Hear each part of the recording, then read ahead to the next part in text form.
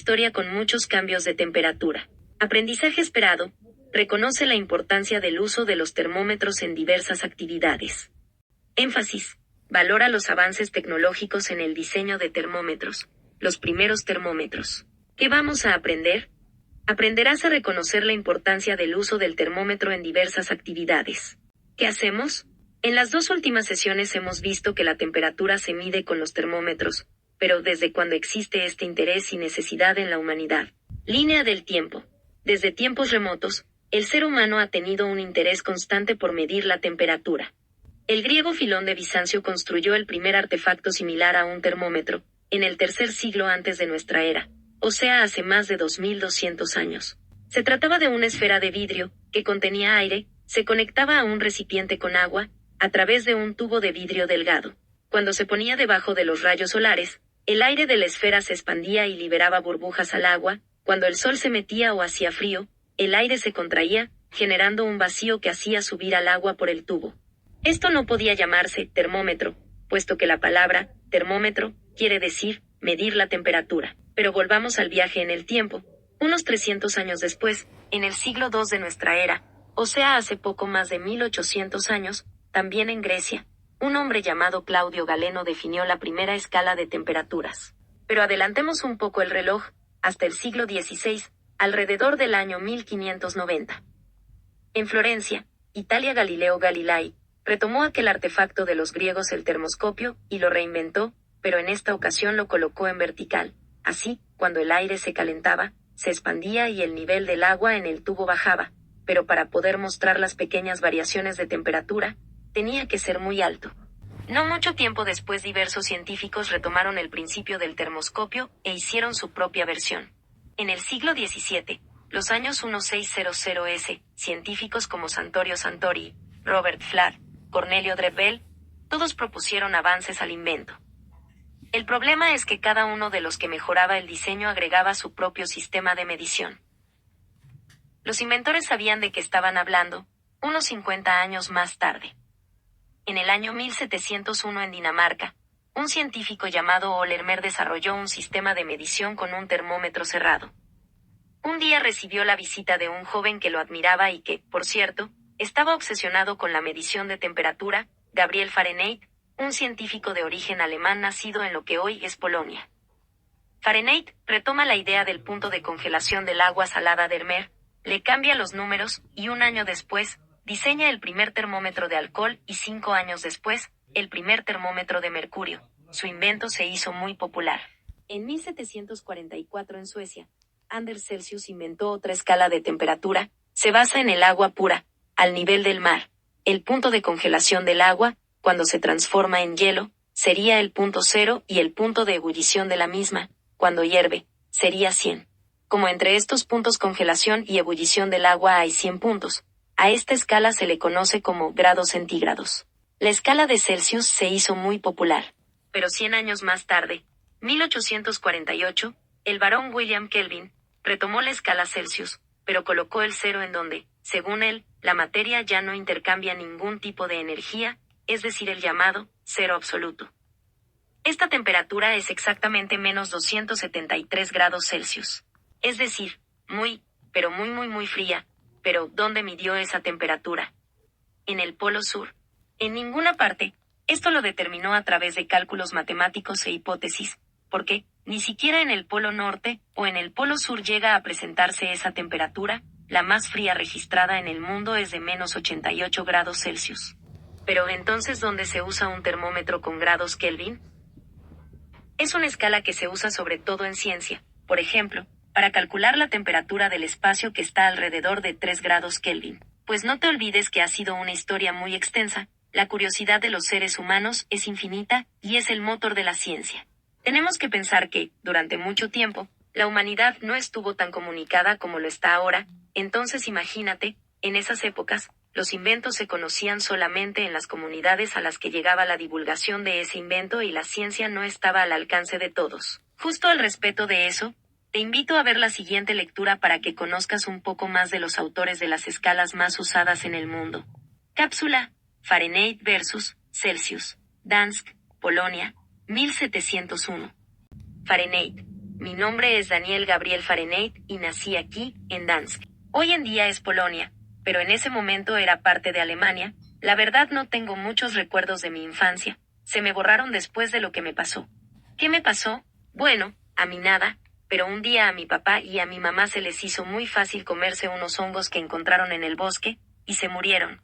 Yo tenía 15 años, era el año 1701. Celsius. Yo apenas iba a nacer. Fahrenheit, Celsius. No es tu turno todavía. Celsius. Perdón. Fahrenheit. Decía que en ese momento estaba muy enojado con la vida. Mis familiares de Polonia me mandaron a Holanda, a volverme un aprendiz de un bibliotecario, pero lo odiaba, me escapé tantas veces, que el señor bibliotecario me denunció con las autoridades y hasta pusieron un letrero de "se busca", con mi cara, como si hubiera cometido un delito. Me escapé de cualquier manera y estuve por ahí, de barrio en barrio vagando sin rumbo hasta que fui a parar a un lugar que me resultó muy especial.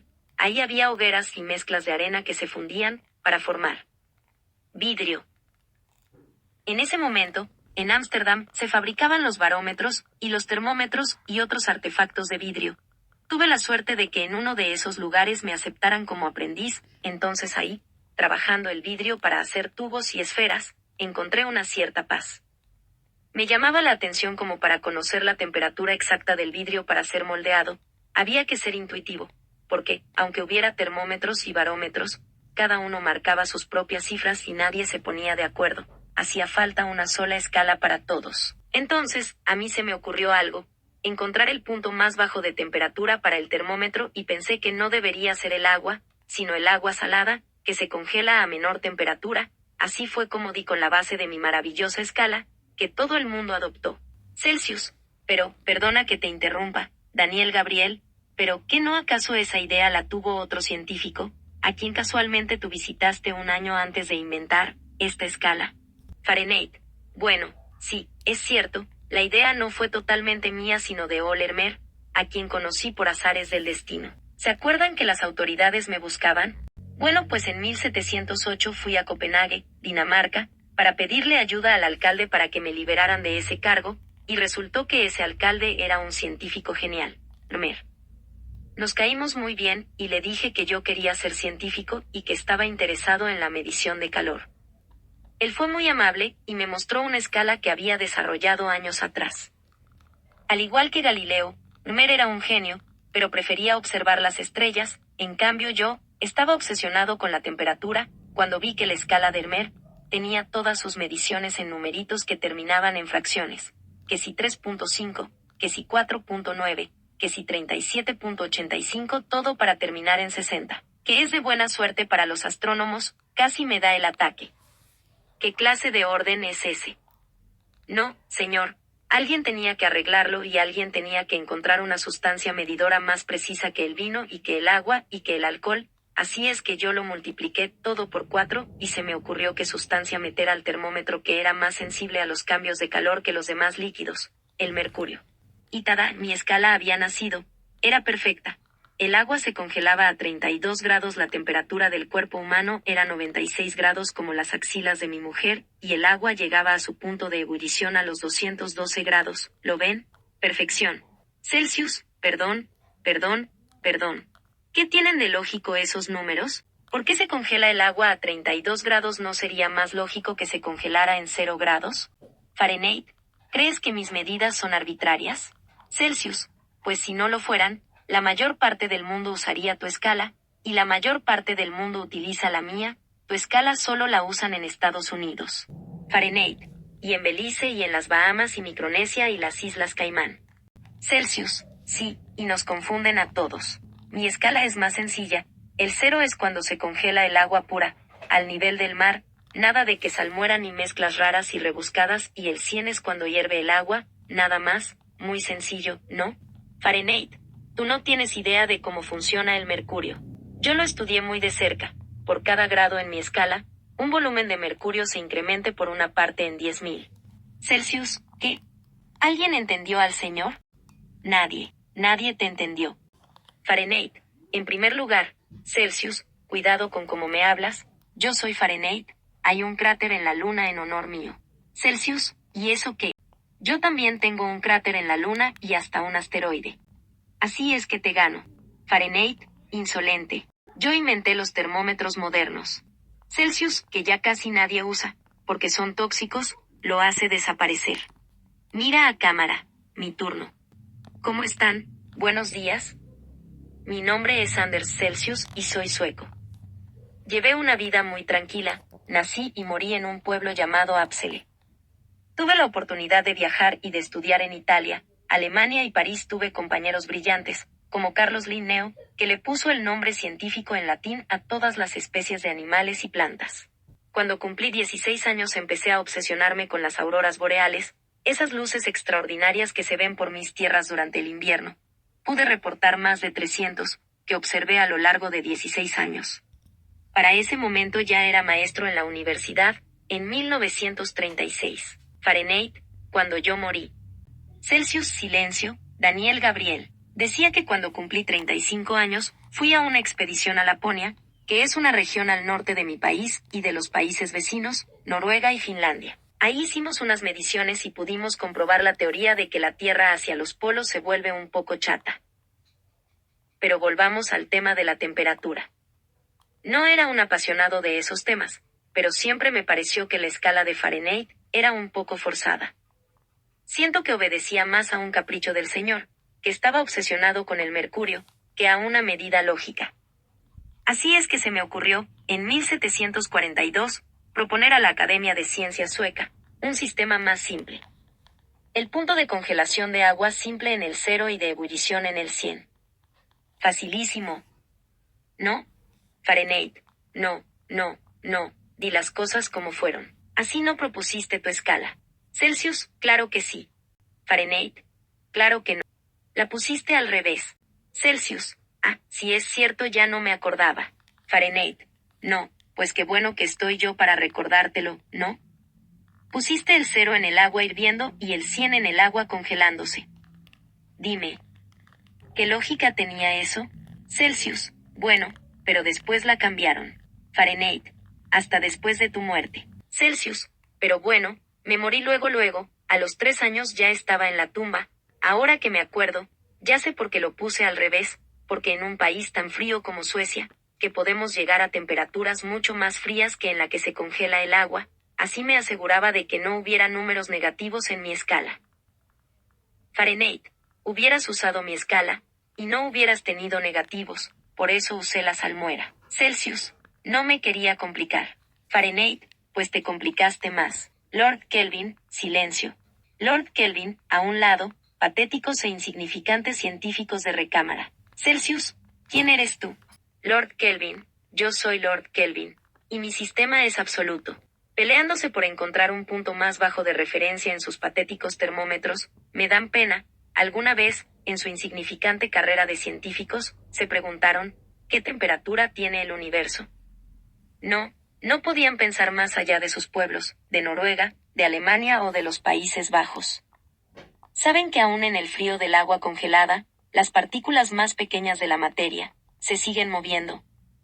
Y no solo a 0 grados centígrados, o a 0 grados Fahrenheit, no, sino a temperaturas que son negativas en sus escalas, sigue habiendo intercambio de energía. Solo yo, Lord Byron, pude determinar que la temperatura en la que ya no hay movimiento de partículas ni energía es 0 grados Kelvin. Celsius y Fahrenheit, oh. ¿Y cuánto es eso en nuestros grados? Lord Kelvin, en grados Celsius, es menos 273.1. Fahrenheit, y en grados Fahrenheit, Lord Kelvin. No lo sé, nunca les entendí a esos. Fahrenheit, lamentándose, ay. Entonces es verdad, a nadie le gustan mis grados. Lord Kelvin, suavizando el tono. Hay un tipo que también partió de mi 0 absoluto, pero que usa grados Fahrenheit, se llama Rankin, y te admira mucho. Fahrenheit, oh. Eso es bueno saberlo, me da ánimos. Lord Kelvin, aunque no es muy popular que digamos. Fahrenheit, lamentándose, ay. Celsius, pero, un momento, Lord Kelvin, usted determinó cuál es la temperatura más baja en la cual ya no hay intercambio de energía, pero esa temperatura existe en la Tierra.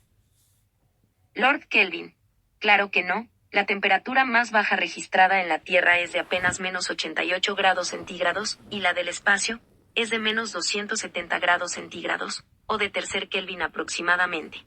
Celsius, entonces, ¿por qué no mejor su sistema, de cero absoluto, lo dejamos para medir el espacio, para la ciencia, y el mío y el del muchacho las dejamos para medir las temperaturas del clima del planeta y todo mundo contento? Lord Kelvin. Inteligente el muchacho, de acuerdo, así será.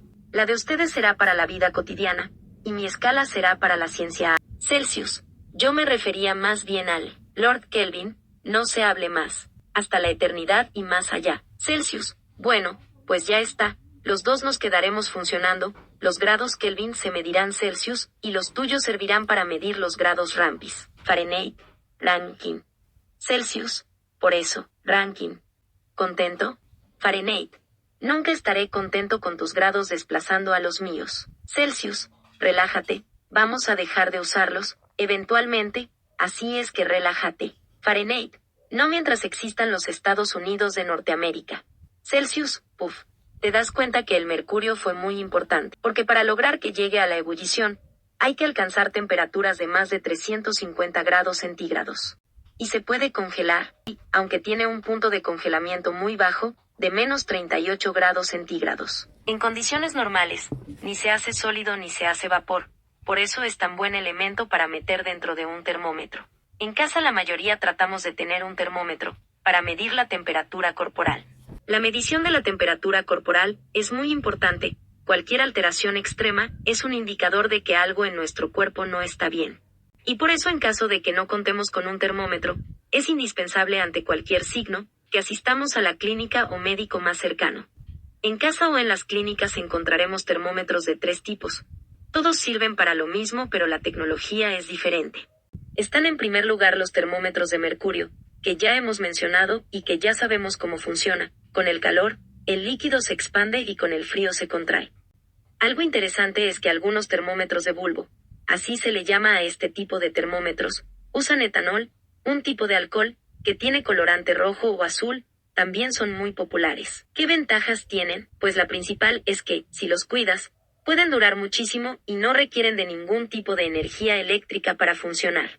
La desventaja que podrían llegar a tener es que como son de vidrio, se pueden romper fácilmente, y si se derrama el mercurio podemos tener problema por su toxicidad. También como desventaja es que la respuesta no es inmediata, tenemos que esperar más tiempo, a que el calor dilate al líquido. Por estas mismas razones, están desapareciendo del mercado.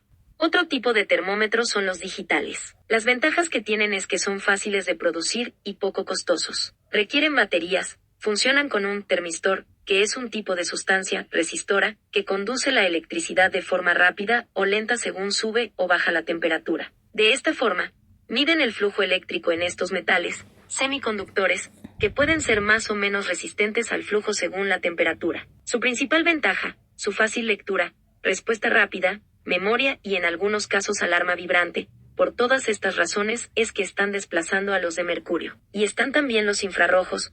Pueden medir la temperatura sin tocarnos. Lo hacen gracias a que miden el calor que irradian las superficies, mediante un lente.